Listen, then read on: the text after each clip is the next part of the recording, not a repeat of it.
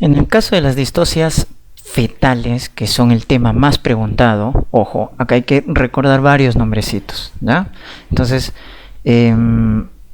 cuando está alterado la actitud del feto, entonces se van a producir, por ejemplo, alteraciones en la situación, ¿no? Alteraciones en la situación, alteraciones en lo que viene a ser la presentación, ¿no? Alteraciones en la presentación,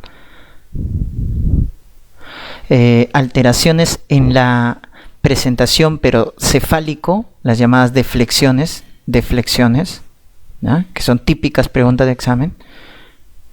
Alteraciones en la variedad de posición, también alteraciones en la variedad de posición.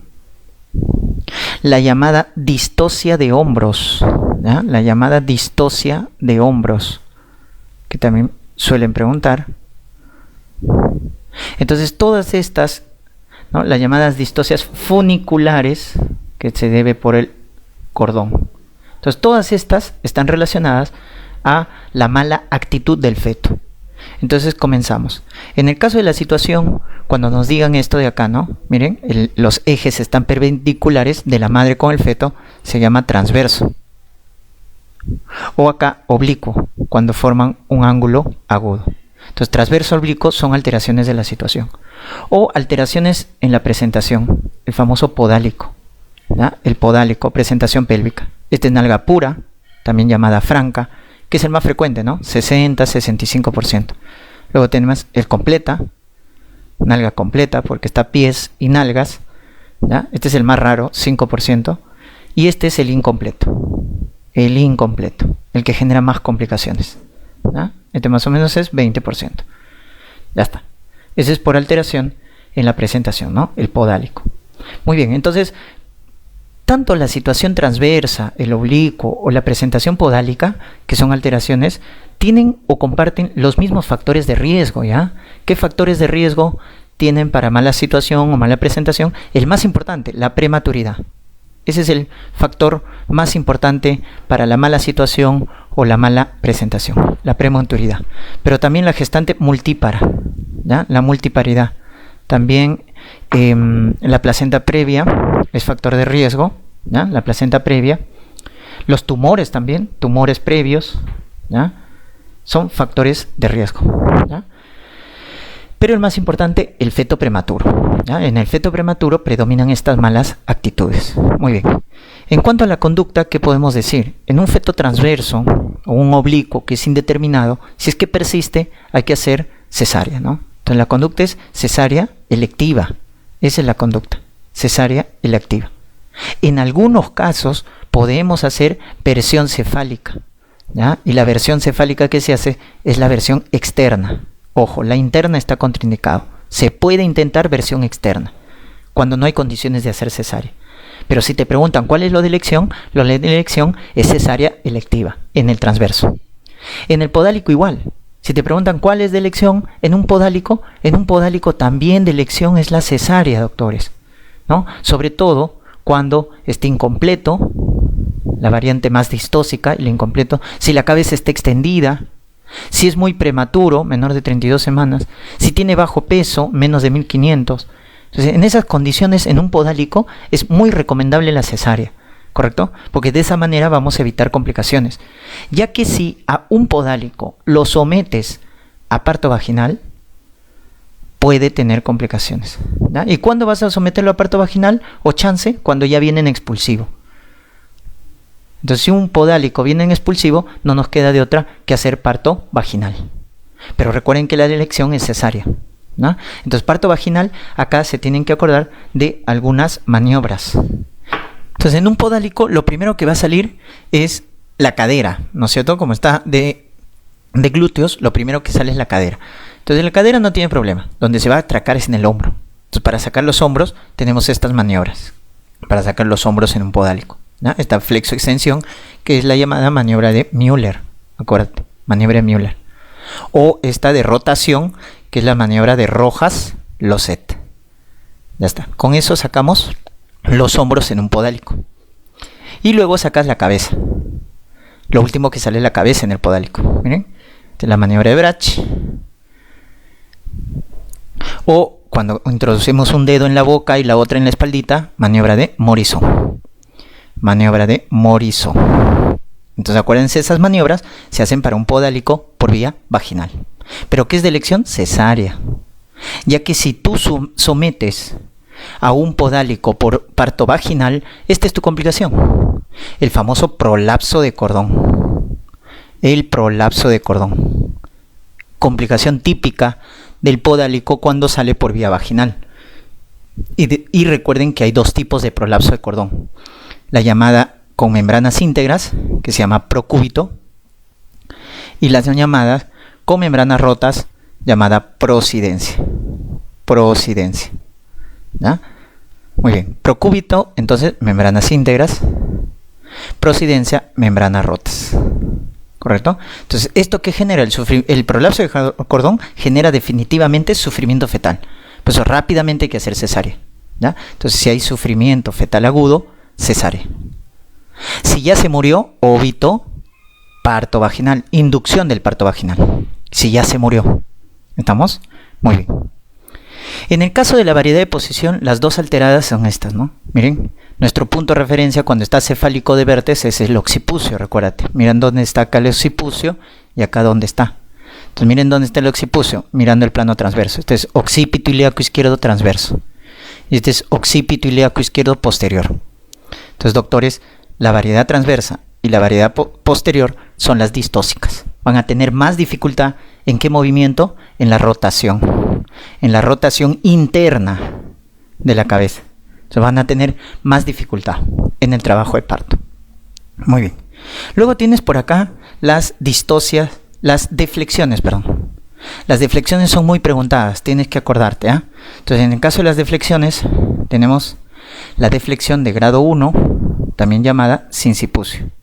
Sincipucio. La deflexión de grado 2, llamada frente, y la de grado 3, llamada cara.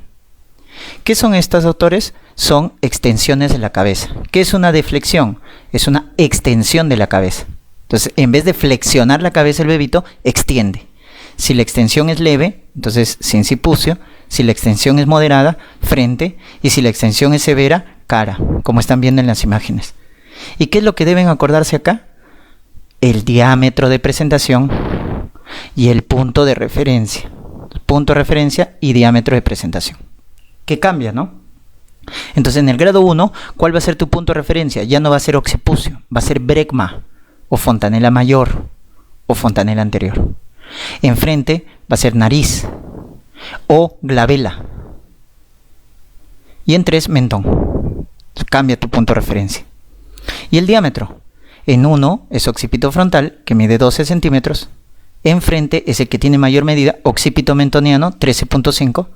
Y en cara es el segmento bregmático, que mide 9.5. Ya está. Entonces cambia el punto de referencia y el diámetro de presentación. En el 1 le puedes dar chance vaginal. En el 2 cesárea. Y en el 3 va a depender de su variedad de posición. Si es mento anterior, chance vaginal. Si es mento posterior, sí o sí sale por cesárea. Ojo. Mento posterior, cesárea, sí o sí. ¿Estamos? Ya está. Vamos a la distocia de hombros. En la distocia de hombros, el principal factor de riesgo es el feto macrosómico. La macrosomía, principal factor de riesgo. Pero también tienes la diabetes gestacional, o la gestante con obesidad, o la gestante que tiene gestación prolongada. ¿Ya? Son los factores de riesgo. Hay un signo acá, ¿no? Cuando el bebito es muy grande, el feto macrosómico, sale la cabeza y no puede salir el hombro, entonces solo ves la cabecita, se llama signo de la cabeza de tortuga. Ahora, signo de la cabeza de tortuga. Eso es distocia de hombros. Y acá lo que tienes que acordarte son las maniobras. ¿Estamos? Porque te pueden preguntar. La primera maniobra que se va a realizar es esta de acá, hiperflexión de las piernas de la madre, se llama McRober. ¿Ya? ¿Cuándo te vas a dar cuenta de McRober? Cuando te digan hiperflexión de la pierna o de los miembros inferiores. McRober. Esta es la de primer nivel, la de elección. Luego tenemos las maniobras de segundo nivel. Por ejemplo acá, Esta es la maniobra llamada Gaskin. Ojo, dato Gaskin. La posición cuadrípeda, ¿no? Como en posición de gata le llaman, ¿no? Como una gata, o sea, en 4 patas, ¿no? Entonces, Gaskin, 4 patas o en gata para sacar los hombros. Esta de acá es la rotación del hombro, ¿no? Miren, hombro posterior, lo vuelvo anterior. Maniobra de Guts o sacacorcho. Guts o sacacorcho. Rotación del hombro. El hombro posterior lo vuelvo anterior.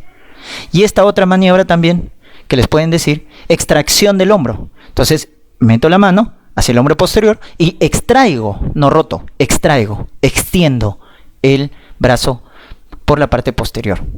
Maniobra de yaquemear. Yaquemear. ¿Correcto? Yaquemear. Extracción del hombro posterior. Estas maniobras son las llamadas de segundo nivel. Gaskin, Guts, yaquemear. Y tercer nivel viene a ser esta, ¿no? Recolocación de la cabeza. Recolocación de la cabeza. Esta se llama la maniobra de Sabanelli. Sabanelli. Recolocar la cabeza. O fractura de clavícula. El último recurso. Fractura de clavícula. Estas son las maniobras de tercer nivel. O maniobras extraordinarias. Ojo, en Sabanelli tú recolocas la cabeza y la mandas a cesárea. ¿Ya? Recolocas y la mandas a cesárea. Si no tienes cesárea, entonces haces fractura de clavícula para poder sacar el hombro, ¿no es cierto?, en el parto. ¿Ya? Esas son las maniobras entonces. ¿Quién te debes acordar acá? ¿Quién ha sido pregunta de examen? Marrover, ¿ya? Marrover, porque es la de elección, ¿ya? Y Sabanelli, recolocar la cabeza, ¿ya? Acuérdense, ¿ya? Entonces ahí les dejo todas las maniobras para la distocia de hombros. Y finalmente la inducción del trabajo de parto. Cuando queremos favorecer el parto vaginal, inducimos, ¿no es cierto? Entonces, ¿cuándo vamos a inducir? Por ejemplo, cuando tenemos un embarazo prolongado, un embarazo que ya tiene más de 42 semanas, cuando tenemos una preeclampsia leve de 37 semanas, hay que inducir, hay que terminar el embarazo. Un RPM con pulmón maduro que tiene más de 34 semanas, se induce, si ya tiene más de 34, porque el pulmón está maduro. Si el bebito se murió, ¿no? Óbito, inducción del trabajo de parto. ¿Ya? Entonces, en esos casos podemos inducir el trabajo de parto. Ya está. Pero previo a la inducción, ¿tú qué tienes que evaluar? ¿Cómo está el cuello? Entonces, eso lo evalúas con el score de Bishop. ¿Cómo está el cuello? Entonces, si el Bishop, doctores, está menor o igual a 6, es un cuello inmaduro. ¿Qué es lo primero que debes hacer? Colocar este fármaco, ¿no? Llamado misoprostol, por vía vaginal, ¿ya?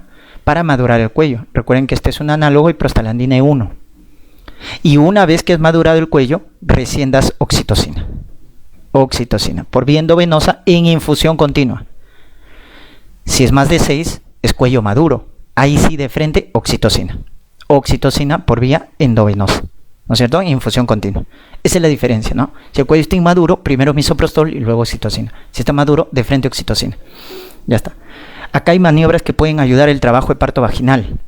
Por ejemplo, la rotura de membranas ayuda, ¿no? Cuando la cabeza está baja, encajada y ya estás en fase activa, puedes romper membranas. Se llama amniotomía, la rotura artificial de membranas.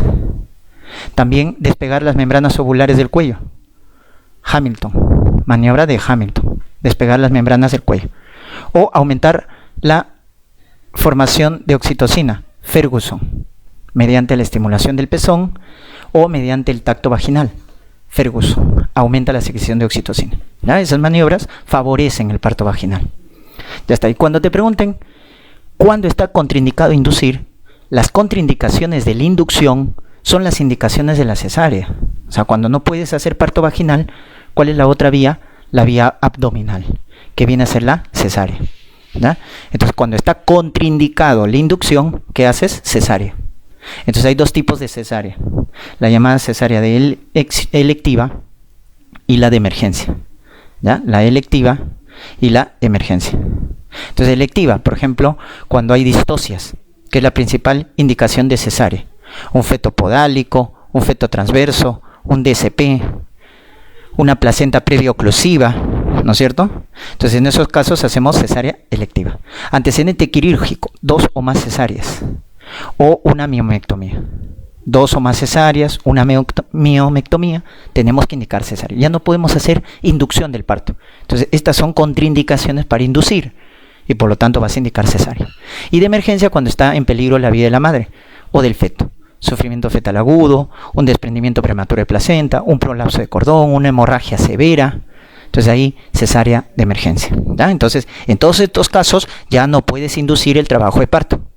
¿Qué haces? Cesárea, ¿ya? Entonces las contraindicaciones de la inducción son las indicaciones de la cesárea. Y toda cesárea aumenta el riesgo de infección.